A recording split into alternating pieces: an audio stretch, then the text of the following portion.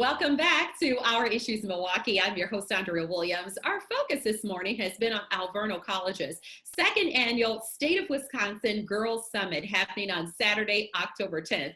The event is virtual due to the pandemic, of course, and kicking things off as the keynote speaker will be Mari Copeny, who's known nationally as Little Miss Flint. She's a 12-year-old activist who fought for the children of Flint, Michigan during the lead water crisis, and we're so happy to have her join us today. How are you, Mari? Good. I'm so happy to have you here, and I'm excited for all the young ladies who are going to have a chance to hear from you at the Girls Summit coming up on October 10th. In your opinion, what's the advice you can give to young ladies your age who have dreams and who might feel like they're too young to actually go after what it is they like to accomplish? So my advice to young girls who want to get started in activism is that you have to use your voice, because I know you have it. If you want to say an opinion, you have to state it big and loud so people can hear you. Absolutely. Say it so the people in the back can hear you, right? And so when you were just 8 years old, you helped raise awareness about Flint's ongoing water crisis. And somewhere along the way, you decided you were going to write the President of the United States, who then was, of course, President Barack Obama. So talk about that letter and what made you write it.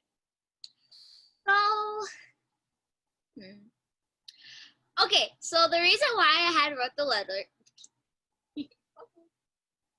You're fine. Keep on.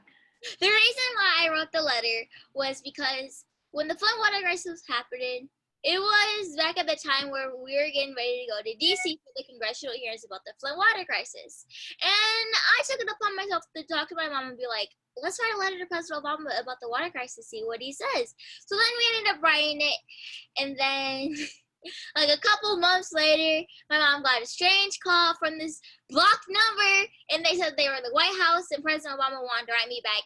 Now, so I made whether he wanted to meet me too, and I guess it happened, and like she was like, "Stop pulling a prank." And then they started reading off the letter that I wrote, and there she was like, "How did you get that?" And they're like, "See, we're real." And she was like, "Oh," and she didn't tell me. And back then I was in like third grade, so like I was young, so I didn't know what was happening.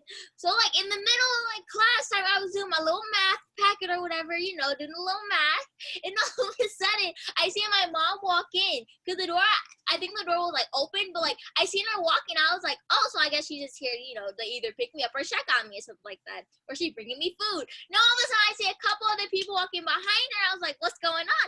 I see a reporter and a camera crew and all that. I was like, what's going on? And then like she comes over to me and they follow her, and then like my teacher's like, what's going on? What's going on? What's going on?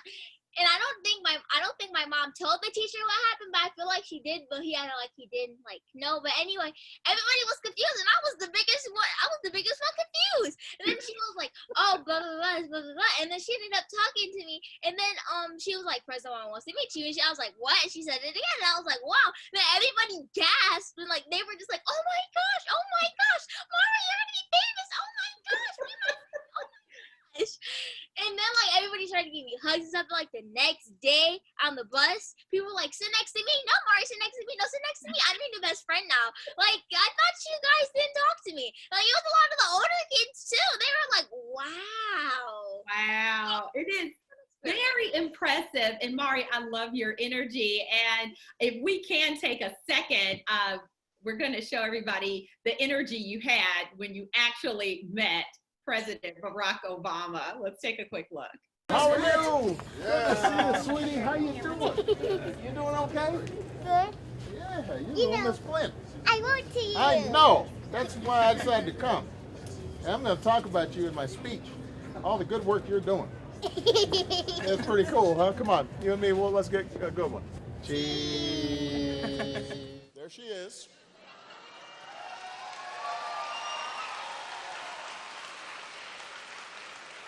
I would have been happy to see Mari in Washington. But when something like this happens, a young girl shouldn't have to go to Washington to be hurt. I thought her president should come to Flint to meet with her. All right. And now tell me what happened when you met him and he talked about you. What happened next? Okay, so basically when I had met him, I had ran up to him, like if you've seen some of the video. I ran up to him, he picked me up, he hugged me, and then he was saying, what was it? I forgot what it was. Oh yeah, it was do your homework. No, I gotta say how he said it.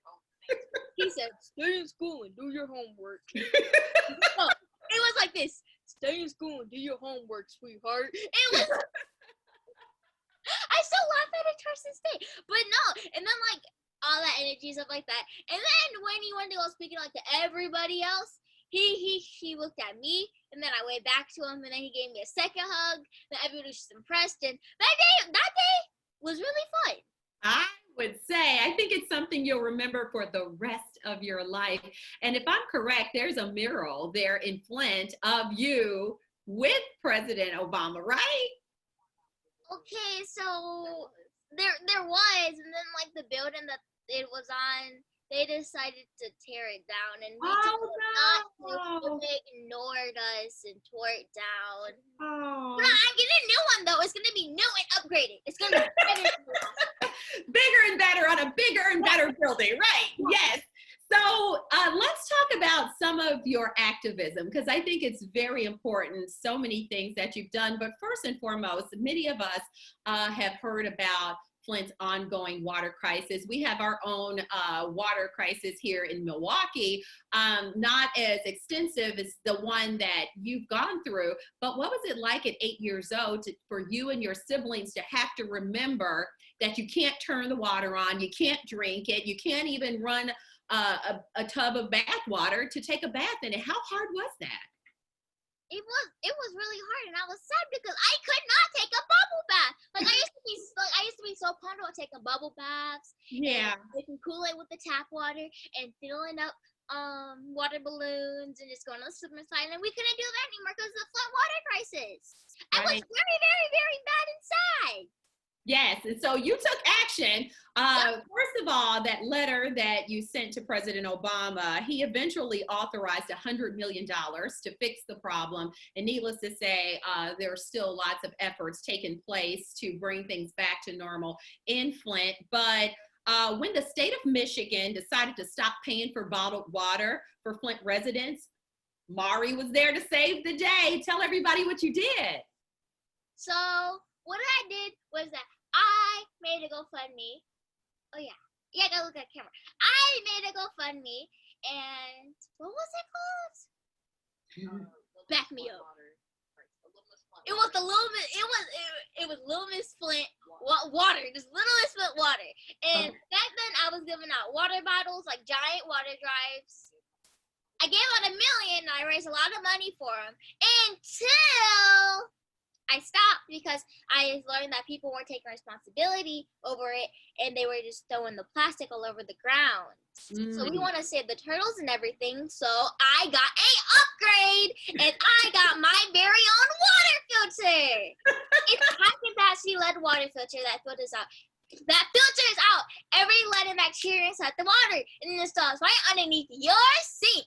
And you get a replacement cartridge, so you got 1 year, actually a year of clean, safe drinking water.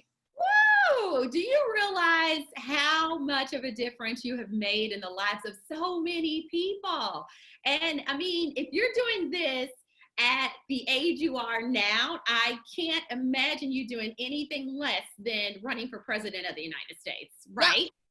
That's right. You've already thought about it, right? Yeah. I love that. So what year would that be that you would be running? I would run for president in 2044. And I don't know how old I'm going to be, but just know I'm going to be 35 or 36. But just know that I'm going to run for president in 2044. And that's set and done. And if I am blessed to be here, because I'll be like 82, then I will certainly vote for you. I'll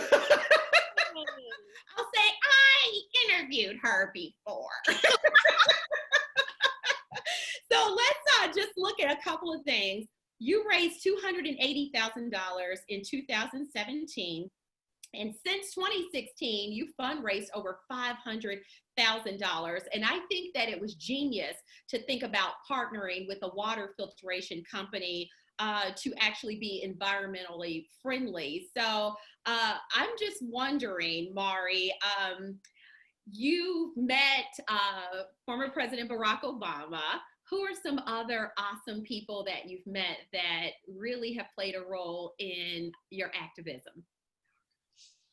Okay, so I've met a lot of people.